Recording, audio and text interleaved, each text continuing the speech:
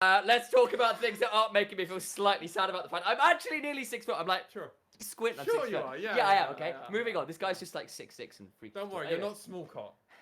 I'm not 5'2". No, It's true. exactly. He's not actually on You're air fine, right now. you're fine. So when he's not here, he can't defend himself. Either way, we've got ourselves some games to think about. We've got the last 3, and they look like they should be some serious bangers. Well, I mean, the most important thing, first things first, is Detention FocusMe yes. and that streak. Oh, yeah, absolutely. At the minute, they are, I believe, at an 8-game win streak? 9-game win streak. Good. Tying grief. their record from spring Absolutely. and V3's one from summer. And the thing is, if they can pick up at least one more, they're going to get the longest win streak, I believe, in the modern era of the LJL. Yes. Modern era is key because there was a point way back in, I believe, 2019 summer where DFM went like 20-1, or that might have been 2018. I forget. One of those ones where there was the triple round robin. Things got a little bit crazy. Either way, DFM looking to push. And also match Rascal Jesters. There is the potential for first place tiebreakers, assuming they pick up the wins they need today. Yeah. That's looking important, Lex. Well, absolutely. And I mean, first things first, this Sengoku game, like, this is a huge one. We've already seen on broadcast Sengoku actually pick up a win. Yeah, like, looking better than we expected. They've kind of turned it on too late in the split, unfortunately. Yeah, but far too late. What it does mean, though, is what we might have considered, a bit of a write-off for DFM. Maybe less so now, because Sengoku have come into play, and what they can do, even if they can't make playoffs, is they can play spoiler. And that could be a big deal. It could be, but this is also just the best LJL team that we might have ever seen in the history of the LJL, playing against a team that is honestly looking like they had one good best of one, and I still don't feel like I'm sold enough yet. There's some comp stuff there from Crest Gaming Act we saw that day, that Nightmare and Midnight already discussed in the post game around that. I'm a little bit, I'm not gonna buy any Sengoku stock. They're not in playoffs, so I think it's safe to be like it's cold stock. Interesting to see what happens for next year. We've set the scene. We've built the hype. Producer Chris, do you mind taking us to the pick and ban? Give him a couple seconds and we'll be there. That's what we love to hear. Chris even gives me a yes, sir in my ear. I like that. He's so polite. So polite. Genius. Thank you so much, Chris. As you can see, Detention FocusMe taking to the stage for the first time today, at least on our end. This is a blast from the past. So, it happened a few hours ago. In real life, but this is not real life. This is the LJLOU, and we are better than that. We are like the fantasy come to life, and they are on the red side, Sengoku on the blue. A few bands already starting to come through. Yeah, absolutely. I mean, for DFM, they're already taking away any of the aggressive early pick. Thresh's NT, nope. Gango, Callista, nope. And on the other side for Sengoku Gaming, we're just actually seeing some LJL specials here. We are, and the other thing is that LJL specials, but also DFM specials. Like, we were sort of having this conversation off air. It's like, well, can you really say that LeBlanc is somebody's like signature pick? You can if they're as good on it as Arya is. Renekton for Epi is very similar. The Varus has just been very powerful in general. What it does do is leave up the Aphelios, even if there isn't the Thresh to back up. You see the Draven band coming out there to ensure that Gango's pool is still a little bit limited. He has put in good work on the Aphelios in the past, though, so I don't hate it. It's just potentially more vulnerable than it would be with the Thresh, which really does raise its priority. Yeah, absolutely. As they decide to go for this Aphelios as well, they're still hover, are they? They've actually locked it in. Ebby's Tahm Kench was talked about.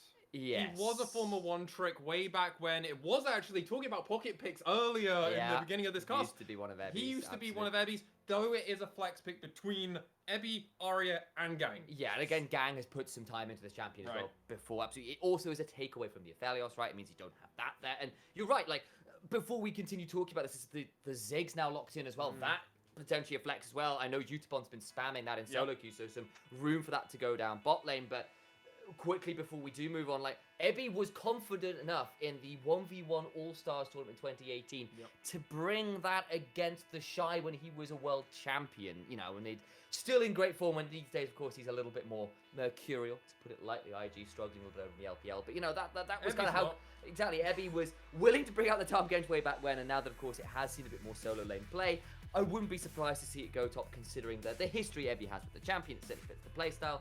Response from Sengoku Gaming, though, is to go towards the Viego. Remember, Gwen still up and available as well. These two new to the meta power picks, well, I suppose new in the relative sense of it all, but DFM really haven't put that much priority, particularly on the Gwen. They feel pretty happy to give over the Viego. And I do wonder, would that come back to bite them? Ramene's Rise, though, is the choice. Well, that's an interesting one. We've seen Oh. both the good and the bad coming from that Ramune and now for Arya. Wow, that's just a slam dunk pick. Obviously, still that Aurelia could go top. Tom Kench bot, Tom Ziggs Kench bot, bot, yeah, exactly. Ziggs bot, like there's Still some flex there, yeah. huge amount of flex. And what I do find interesting is that they went for this Viego. You mentioned it earlier, obviously. That it could either be jungle, that could either be top lane. Against a Tom Kench. Honestly, I don't think you're favored in that matchup against even as Viego because of the tongue lash and the passive now from Tom Kench. Yeah. She could just do very disgusting things early on. He's been pretty obnoxious in lane, the Abyssal Dive as well. If you've got someone to set up for with that, you can do a lot of work with it. Of course, you don't have the Devour until level 6, but your ability to be more obnoxious and more aggressive has definitely been stepped up. Do you want to call out that is the first time we've seen the Aurelia in the LJL? I believe this split might even be this whole season. That was banned away nearly all of Super Week from Mario, I believe. There was a lot of bans going towards it. He finally gets hands on it. Of course, I suppose it could go towards the top side. I don't think Ebby's played that much of it, so I still suspect it does go towards Arya. But there's a world, as we've said, Shaco ban's been thrown out against DFM still, alongside Gnar and Nautilus as DFM's choices. At what point when the Shaco gets banned, are you just admitting that you just can't beat a champion and you can't beat a play style against your opponents and you're just like willing to sacrifice a ban for something that they probably won't be doing it? Since I was the second one, they actually do double target jungle bans. I mean, we've already seen Nation potentially could call out some crazy stuff.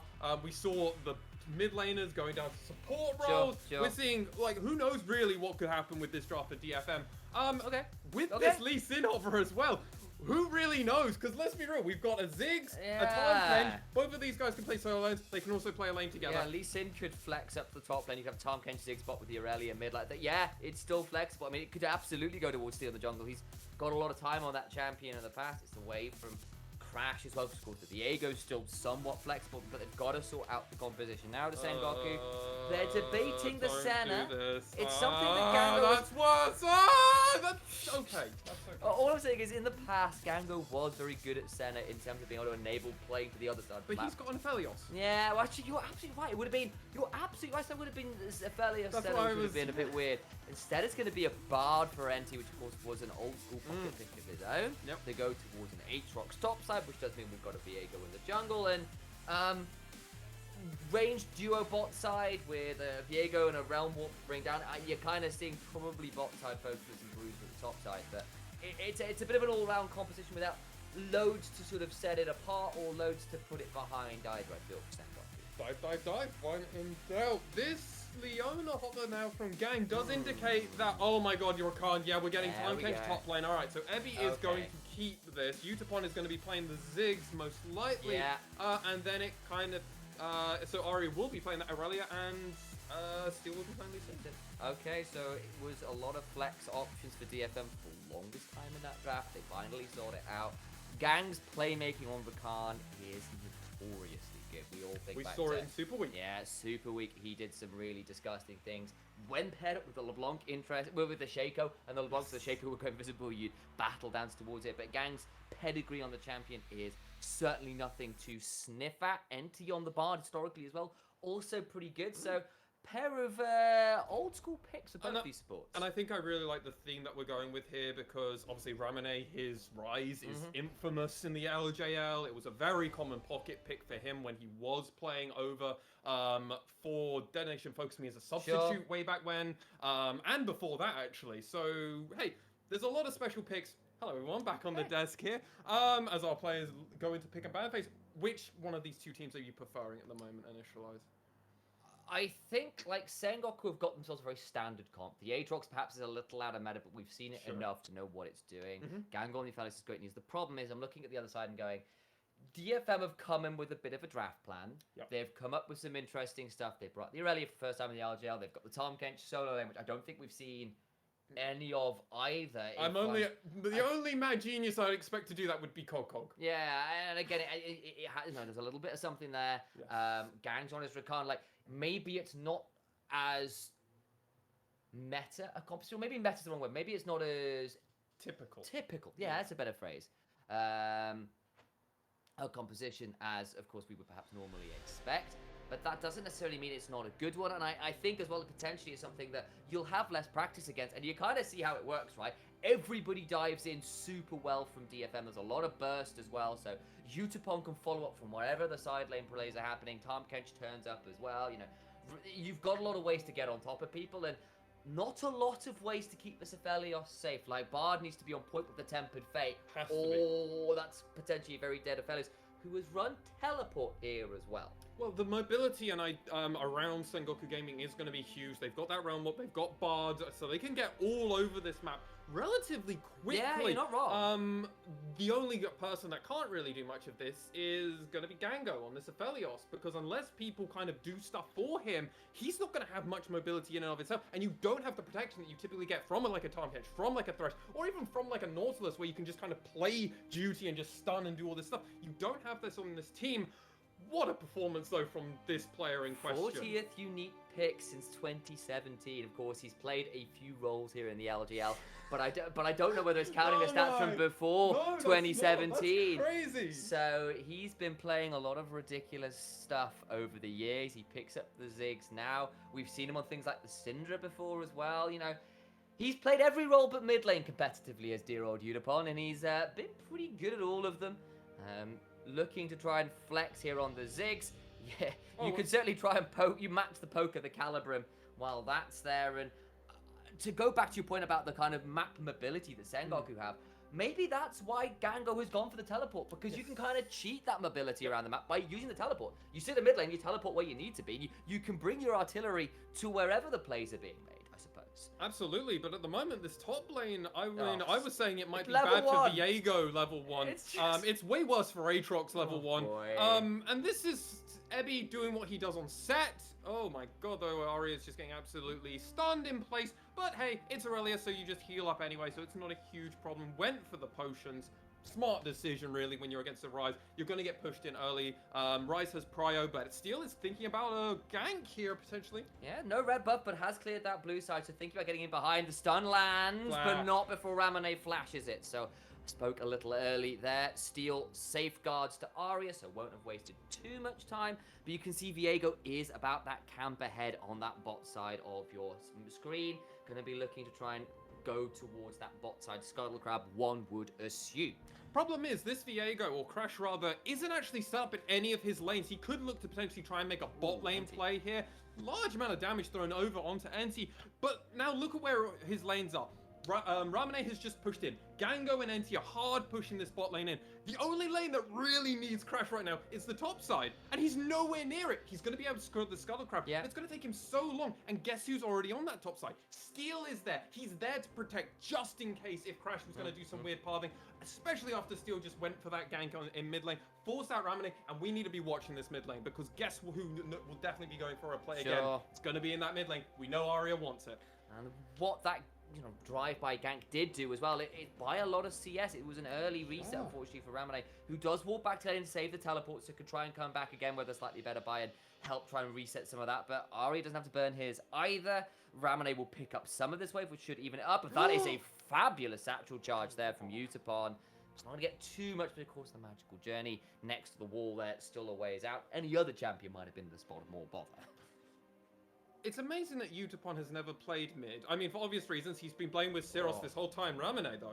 Yeah, gonna get that room prison, but you can see Arya dancing around the waves, stacking up that passive, doing his best to prove why Aurelia's soft rework is. Seeing her back in the meta a little bit more, that W now is just a little bit silly, actually, honestly. Those scaling numbers are pretty nuts, as Gango gonna get knocked back this time, and he doesn't have the same easy ways out. Does get a grab at some binding eclipse, but remember, no heals here. Does mean that potentially could get a bit dicey. Does have pots in infantry, though.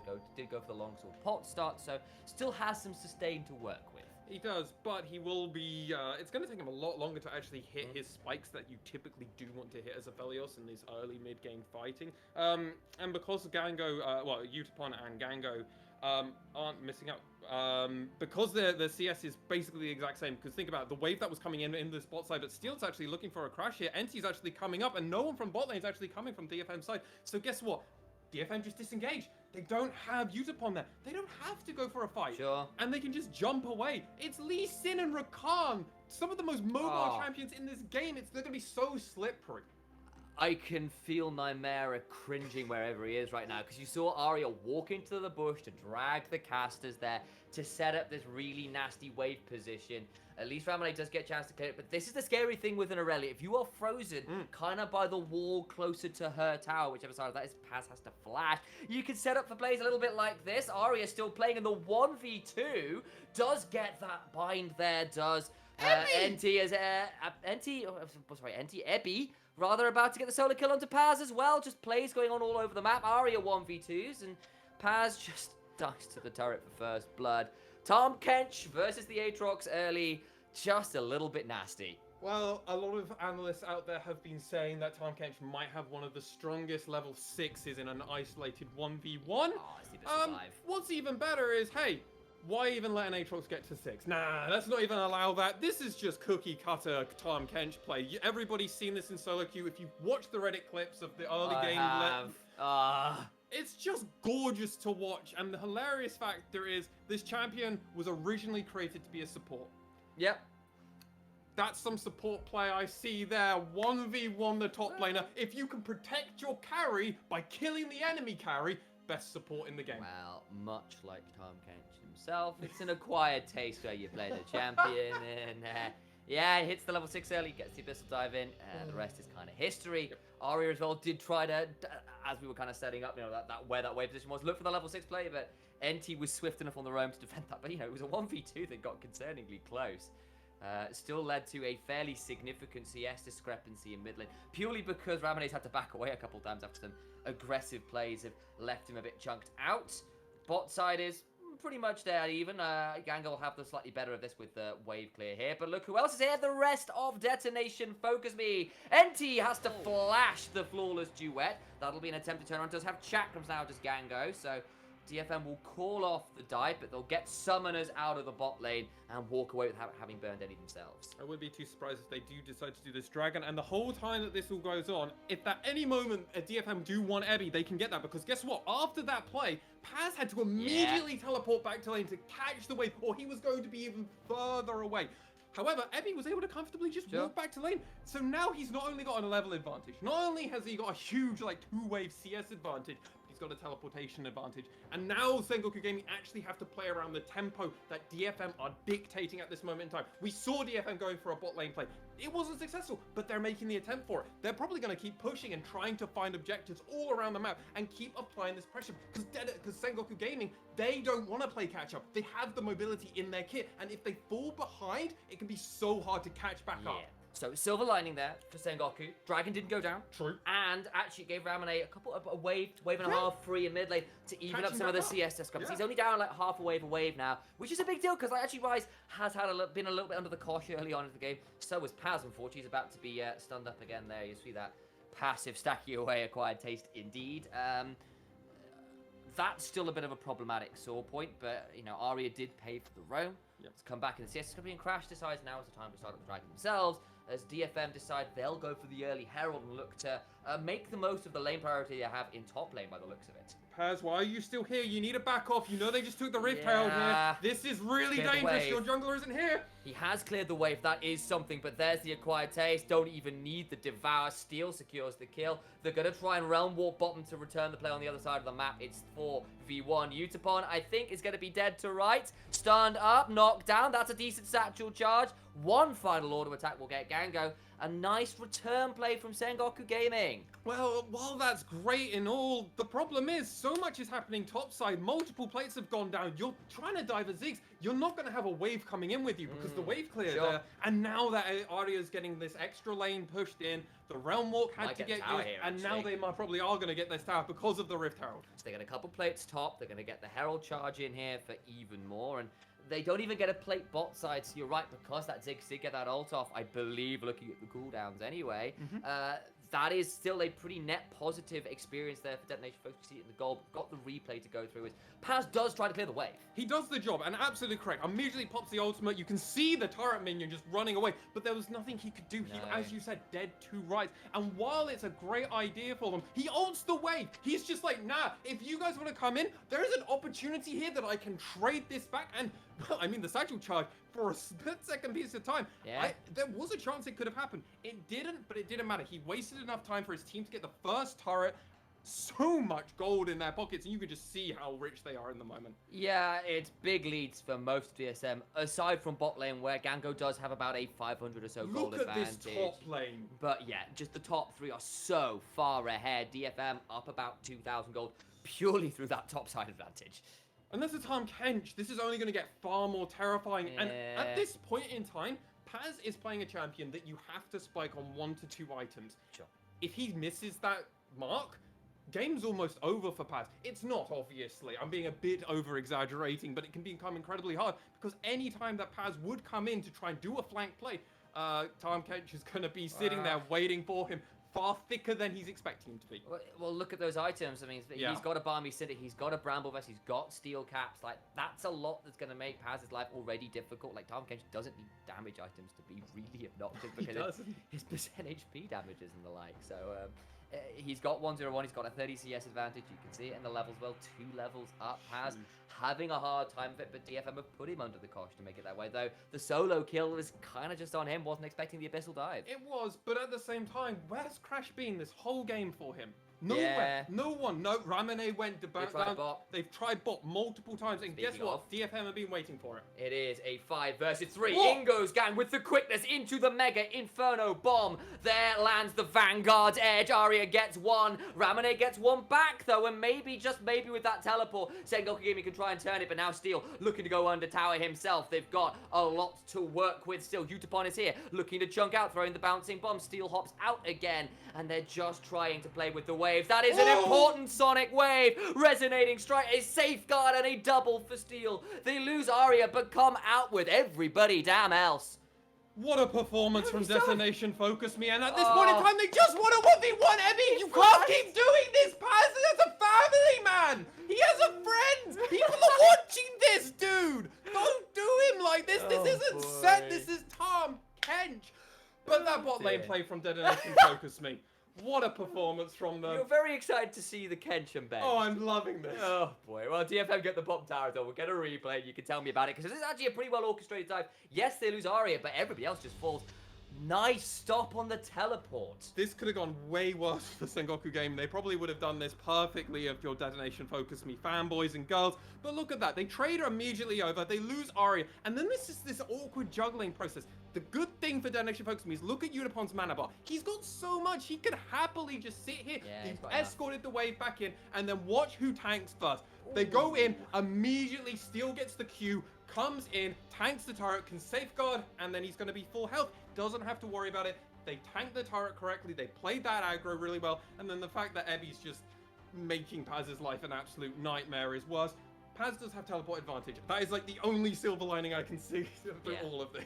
Top trade flash afterwards, because obviously Ebby decided to take that opportunity to trade. But you're right, there is that teleport. There's room for Sengoku to try and turn something around the bot side. To make their own play. Exactly, but you know, you're looking at both these bot lanes, they're kind of equivalent, but you know, actually that gold lead that Bagango did have, probably just taken away now because they've lost the tower down there. DFM this early on got 2 plates top, 10 plates through both the mid and bot lane towers falling before that goes. That is a huge amount of gold. It's 5,000 gold here at 14 minutes. Detention FocusMe seeming to continue where Super Week left off by devastating the early game. Look so at that. Much gold. 1,922, 160. And normally the 160 you go, well, that's a plate. That's not awful. Normally a few plates, you're like, that's okay in a slower game. This game, as I mentioned earlier, the tempo of this game was dictated very early on, and they're trying to do a play here. They're not quite sure. Who's going? What's happening? Here. There's 2 people top for DFM. Arya's here to try and outplay. Does land the Fuller's duet. Ebby's in a lot of trouble. He's got some thick skin to work with, but not enough. Vanguard's edge lands on Arya. Now going to start dancing around. Big Mega Inferno Bomb. And Sengoku Gaming, who have come out on top of this right now. They've lost 2. Gang is going to come in. Steel's had to flash away, but wait. That final shot gets it. Sengoku Gaming coming out on top. Utapon's come over the wall. Why are we here, UT? But now Gang is going to die, and Sengoku Gaming strike right back and get a tower dive of their own. The teleports were just a little too discoordinated. Uncoordinated, rather, is the English phrase. As Gango now looking for one final moonshot, lands it. Will that auto come through? It's not quite enough. What a well-coordinated play from Sengoku Gaming that was fortunate enough that DFM were uncoordinated for this one, because this is going to be an awful replay to watch, because it's just multiple members. You know, in solo queue, that is where like you just 5 watch... teleports. 6 if you include the ridiculous numbers of teleports. So let's just watch how many players individually go in one by one from DFM here. So we've got Ebby obviously just trying to 1v1 pass here. Hasn't got a great wave state, so this is really awkward. The ultimate gets channeled, and then how is this going? Tempered Fate! That's how I was trying to wonder why NT didn't have the ultimate for this fight. He used it preemptively to prevent Utapon from coming in. That makes a lot more sense. I feel like DFM could have played that a little. If Utapon had been that, would have been a very different experience, I suspect. But I would argue hugely here, the moment you see Arya and Ebby going down, that's a lot of your front line. You just discount it. You give that turret over, and you sacrifice the play. You go, okay, that didn't work out. Let's not try and give them an extra 2 kills. Let's try and have Ziggs Bomb come along,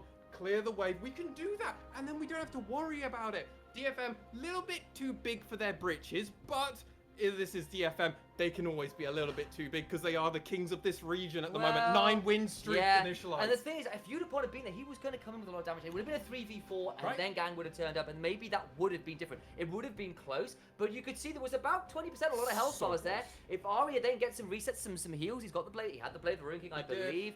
You know, he would have got some triumph feeling. That Aurelia does heal up just a ridiculous amount with the passive there as well. You begin to wonder whether that might have gone differently. So clutch from NT to get that Tempered Fate out. Yes, it may well still have gone wrong, but you know, it was certainly not close because Utapon got stopped. And they also stopped the Rift Herald number 2 going down there.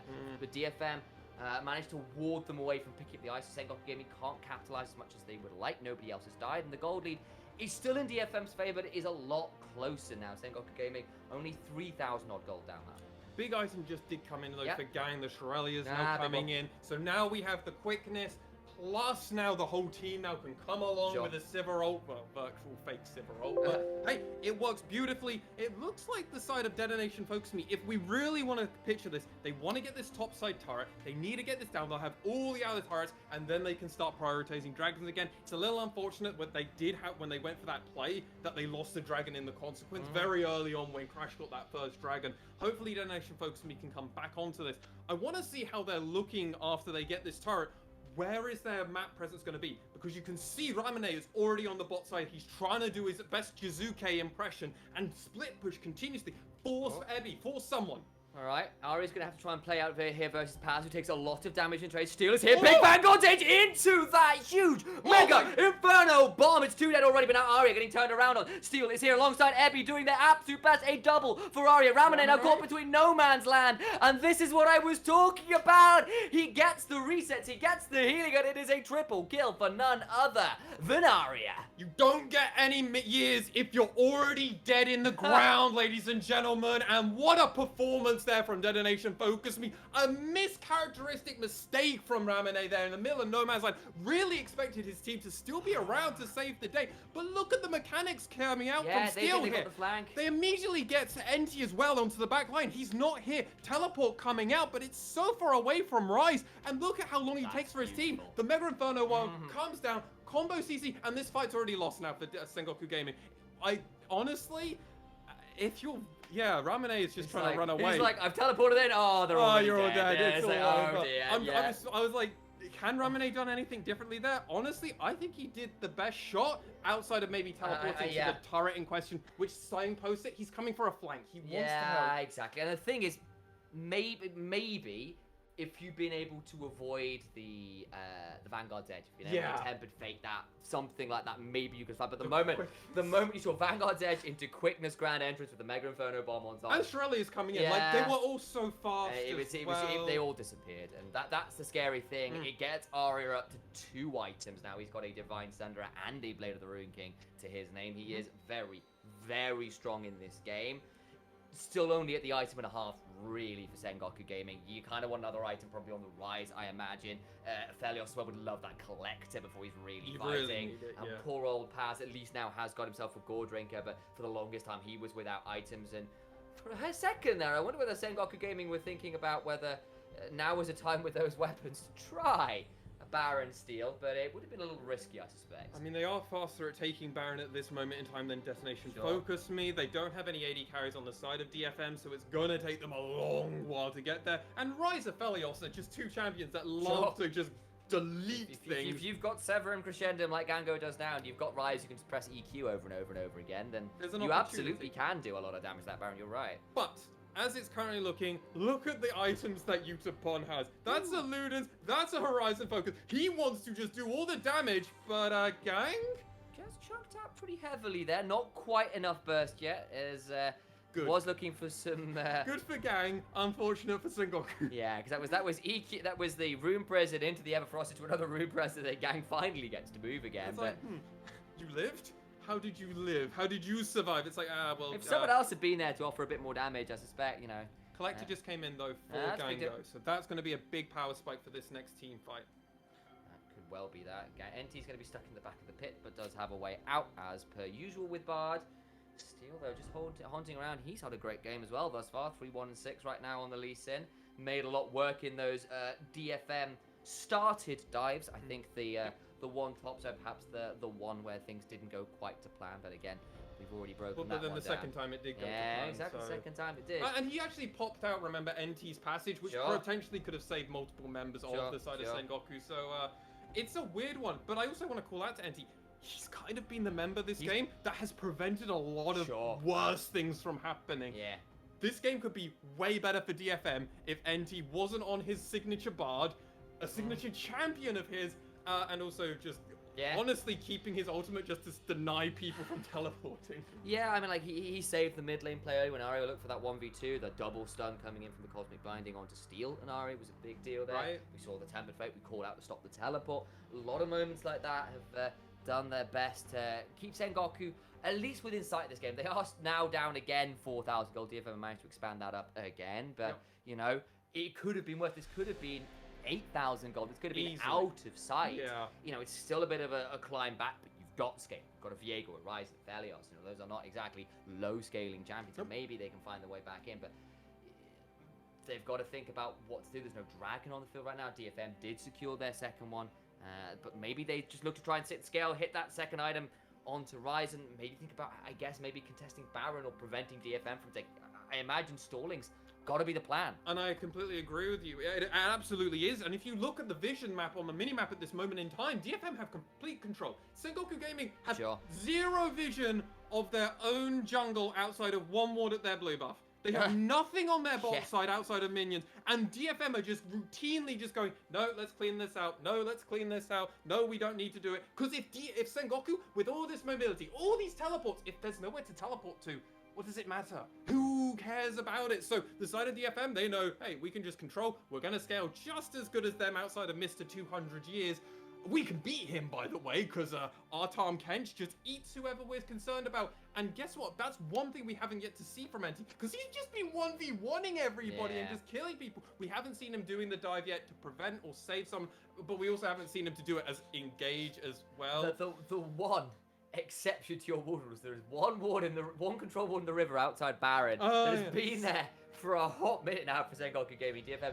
I think that was what Gang was going to try and clear that Ramune was standing on top of, and they've still not managed to get around it. And that is the one they have still got available, and I think it's been quite important.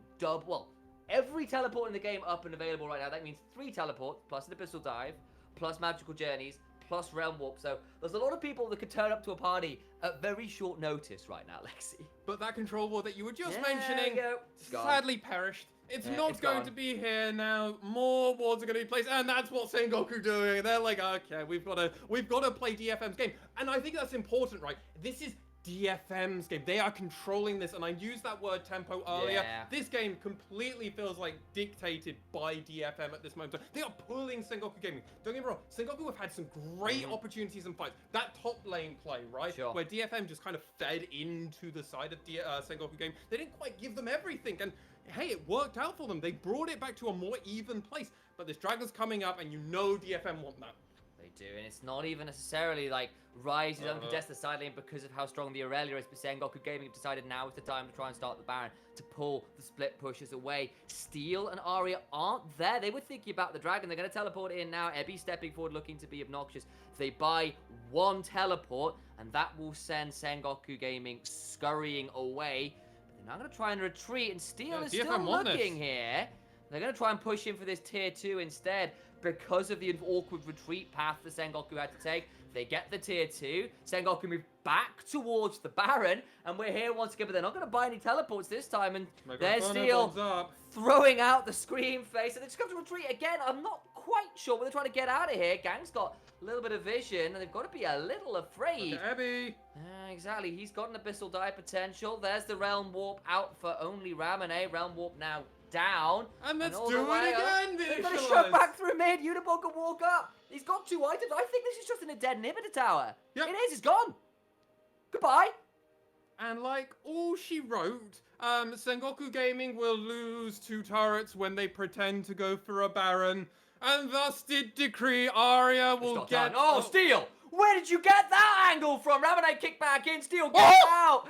And he's going to try to live the Mega Inferno Bomb, hits a load. Arya gets Ramune as Steel set that one up with a Blom. He's still going, he's heading in. Paz now going to have to flash away from the grand entrance. Can quickly exit with a Battle Lance into the Abyssal Dive from Ebby. He's going to keep hunting. Magical Journey across the Nexus, but look who's going over it. Arya gets that flawless duet onto the Nexus. Fountain bound Enti trying to get something as Crash. He gets a double, and now the reset's starting to come through, but that satchel charge stops any more.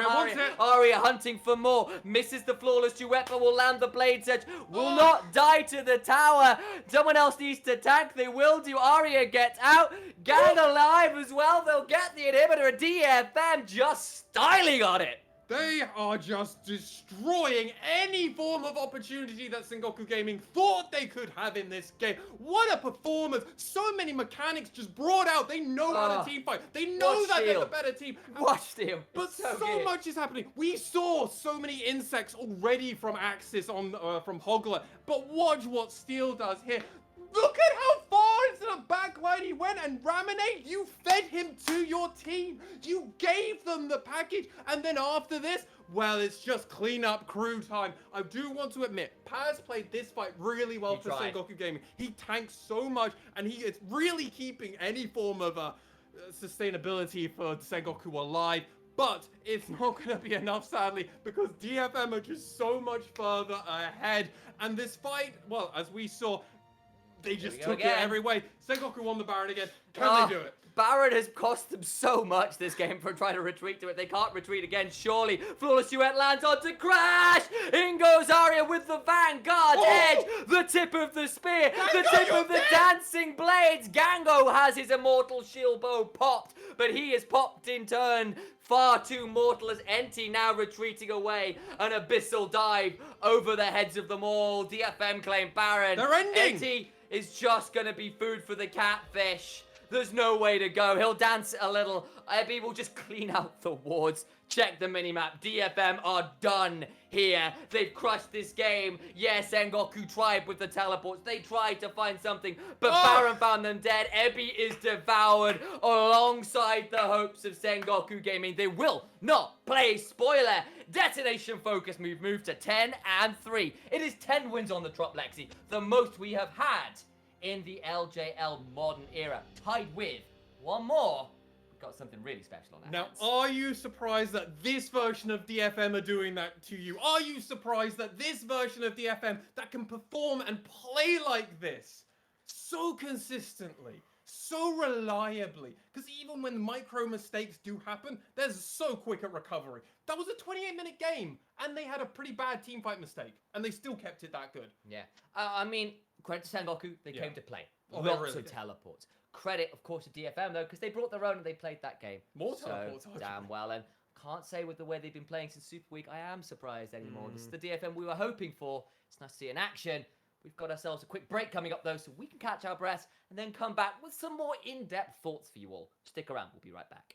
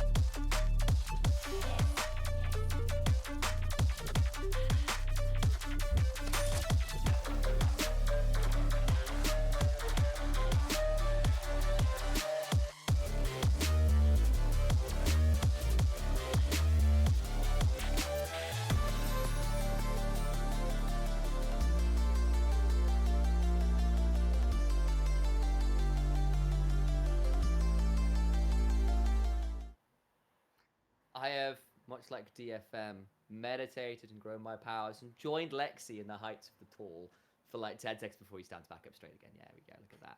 6'6", honestly, this guy is making the rest of us look bad. Anyway, who was also making people look bad were DFM. Oh, they were. They played that game very, very well, all things considered. But even so, credit over to Sengoku Gaming. They didn't get the win, but they sure as hell threw a few punches and didn't go down without making a swing of it, right? And I love that idea, right? Because Sengoku Gaming, they could have just troll drafted in a way, maybe done some more funner things. We've seen that in the past in the LJL, where some of these teams, right, they're out of contentions or they've already locked their playoff spot. We see some more spicy picks come out. If anything, this was Sengoku and each of these individual players going, hey, if we do lose this game, we want to go out on our own terms. And, well, they did. DFM definitely let them go out on their own terms. It's just, it was very well executed from the side of DFM. Yeah, it was. And, you know, a lot of good plays that went on early on. You saw actually that bot lane dive that got him a couple kills down there. Very well orchestrated. Ebi getting the solo kill top side. That was really good. But, you know, Sengoku returned the favor in the bot side to get Utapon and get the kill down there while DFM were playing top side. We saw actually the stop of the teleport with the Tempered Fate in the middle into Utapon, which meant that DFM were a little bit disconnected the top side. Get some plays up there. Maybe if Utapon had turned out, that could have been a bit different.